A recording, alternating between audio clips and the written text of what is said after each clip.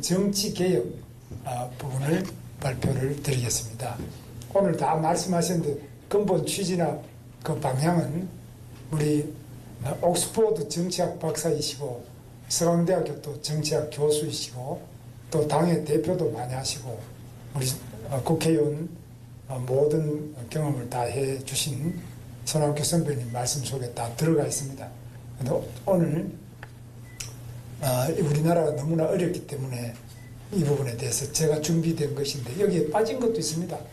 빠진 것들은 앞으로 제가 그동안에 당의 정치개혁위원장도 하고 제가 공천위원장이나 당직도 제가 많이 해보고 당 운영에 구체적인 부분도 많이 제가 관여를 하고 겪어봤기 때문에 제 구상이 많이 있습니다. 그러나 이 정치개혁은 말로 하는 게 아니고 결국은 세력 간의 합의가 돼야지만 가능하고 합의가 안 될 때 어떤 경우에는 혁명이 일어나는데 저는 지금이 혁명기라고 생각합니다.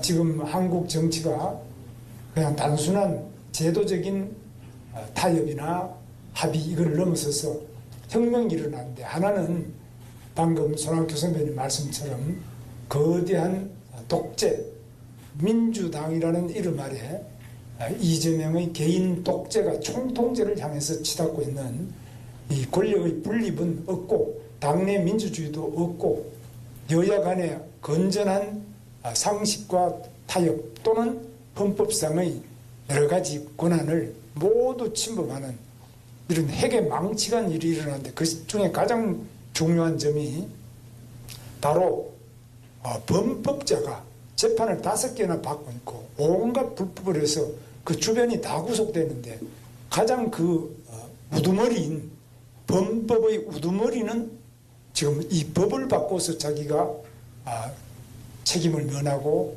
처벌을 면하고자 하는 이런 무지막지한 방탄 입법까지 하면서 드디어 방탄 대통령이 되어서 이 나라를 총통제로 불행의 나라로 가는데 그때는 견제할 수 있는 브레이크가 없기 때문에 아까 말씀하신 것처럼 막을 길이 없습니다. 오직 의병만이 막을 수 있는 의병이 지금 우리 손학규 선배처럼 많은 경험과 세월의 풍파를 겪으신 분들이 뭉쳐서 엄청난 희생을 하면서 이 나라를 총통 독재로부터 구해내는 새로운 제2의 민주화 단계에 왔다고 저는 생각합니다.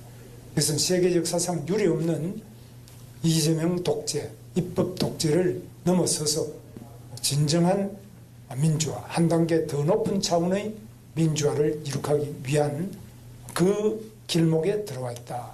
저는 그렇게 봅니다. 이번 선거는 그런 면에서 우리나라의 제2의 민주화를 이룩하느냐 아니면 이 선거를 통해서 완전한 총통제로 가느냐 저는 매우 우려하고 있습니다. 제가 발표된 문안을 우선 발표하겠습니다. 존경하는 국민 여러분, 지난주 저는 대통령 임기 단축과 불소추 특권 폐지를 포함한 권력 내려놓기 개헌과 대한민국 경제의 족쇄를 푸는 규제 판가리를 발표하며 대한민국 시스템 대전환 계획을 밝힌 바 있습니다. 오늘은 그 연장선에서 국민적 여망이 높은 정치개혁에 관한 구상을 말씀드리겠습니다. 바로 김문수의 정치 판가리 선언입니다. 첫째, 제왕적 대통령이 아닌 국민의 대통령이 되겠습니다. 대통령이 정치개혁을 주장하면서 스스로 기득권을 지키려 든다면 국민 누구도 설득하기 어려울 것입니다. 저부터 제왕적이라 불리는 대통령 권한을 과감히 내려놓겠습니다. 4년 중임제 도입을 위해서는 대통령과 국회의원 임기를 일치시켜야 하는 만큼 제 임기를 3년으로 양보해서 2028년 4월에 대통령 선거와 국회의원 선거를 동시에 실시하도록 하겠습니다. 전국 단위 선거를 4년간 2번으로 정비하면 정치 일정이 예측 가능하고 선거에 소요되는 행정, 재정적 비용도 크게 줄어들게 됩니다. 국민의 재신임을 받기 위해 정부 여당은 협력하고 여야는 입법 성과로 경쟁하는 건전한 정치 문화가 조성될 것입니다. 대통령을 제왕이 되게 하는 힘의 원천은 바로 인사권입니다. 공공기관 낙하산 인사를 근절하기 위해서 낙하산 금지법을 제정하고 한국판 플럼북 제도를 도입하겠습니다. 플럼북은 국정 철학을 구현하기 위해 대통령이 필수적으로 임명해야 할 공직 명부입니다. 플럼북에 담길 필수 직위와 자격 조건도 여야 논의를 거쳐 선정하겠습니다. 개헌 추진 과정에서 대통령 불소추 특권 역시 과감히 폐지하겠습니다. 스스로는 감시받는 권력이 되고 수사기관의 독립성은 대폭 강화하겠습니다.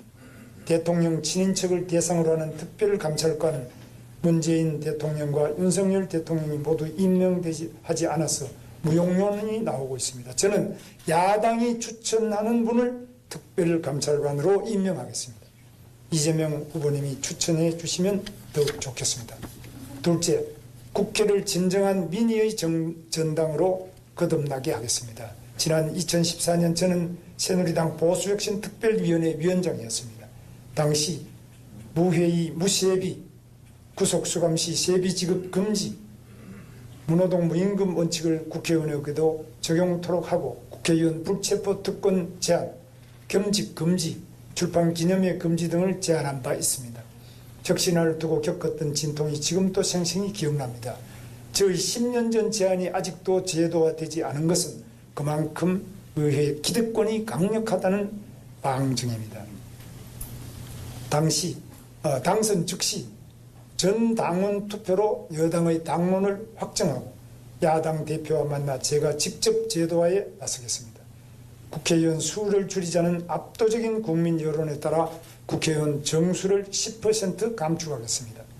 의원수 감축은 의회 기득권을 포기하겠다는 가장 상징적 장면이자 모든 공공개혁의 동력으로 승화될 것입니다.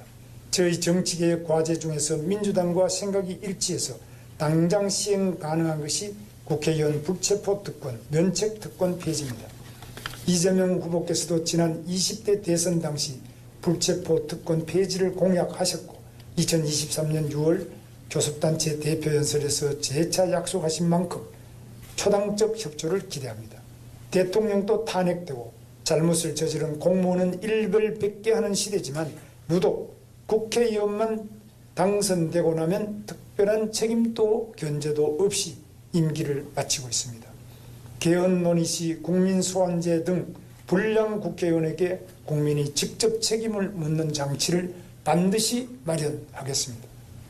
아울러 의회의 권력 남용을 막는 차원에서 탄핵 요건을 강화하고 헌법재판소 탄핵 인용 전까지는 직무를 수행할 수 있도록 하겠습니다. 또한 재판 내용을 이유로 법관에 대한 탄핵 소추를 발의할 수 없도록 헌법에 명시하도록 하겠습니다. 셋째, 사법부 독립성 강화로 국가 안정을 도모하고 국민 갈등을 최소화하겠습니다. 정치 권력의 사법부 흔들기가 도를 넘고 있습니다. 끊어내야 합니다. 대법관과 헌법재판관 후보 추천위원회를 법정기구화하고 임명 시 국회 제적위원 3분의 2 이상의 동의를 받도록 하겠습니다. 정치적 편향성 지적과 무능 논란이 반복되었던 공수처를 폐지하고 검경의 권력형 비리수사 기능을 통합하는 한편 독립적인 외부 통제기구를 신설해서 공정하고 투명한 수사 시스템을 구축하겠습니다. 사법방해제를 신설해서 정치권력의 법 왜곡 역시 막겠습니다. 넷째, 선거관리위원회에 대한 대대적 혁신을 통해서 중립성을 확보하고 선거에 대한 국민의 신뢰를 회복하겠습니다. 독립적 지위를 가진 특별감사위원회 제도를 도입하여 선관위에 대한 외부 통제, 감시 체계를 구축하고 중앙선거관리위원장을 비롯한 시도선거관리위원장을 법관이 겸임하는 제도를 금지해서 선거관리위원회의 책임성을 강화하겠습니다. 마지막으로 86 정치 기득권 퇴출과 시대 전환을 선언합니다. 86세대는 대한민국 민주화를 이끈 성공세대입니다. 그러나 유독 정치 영역에서 아름다운 퇴장에 실패하고 기득권 세력으로 변질됐습니다. 정치 행정 영역에서의 과감한 세대교체로 시대 전환을 이끌겠습니다. 국무위원의 3분의 1 이상을 40대 이하 50세 미만으로 임명하는 등 40대 총리 탄생도 자연스러울 정도로 공적 영역에서의 세대교체를 확실히 하겠습니다. 플럼북에 있는 공공기관장 인선 시 민간기업에서 역량이 검증된 40대 CEO들을 적극 기용하겠습니다. 한다면 하는 김문수, 이번에는 정치판을 확 갈아엎겠습니다. 대한민국의 미래를 책임질 청년 3040 세대와 함께 새로운 시대로의 전환을 이뤄내겠습니다. 감사합니다.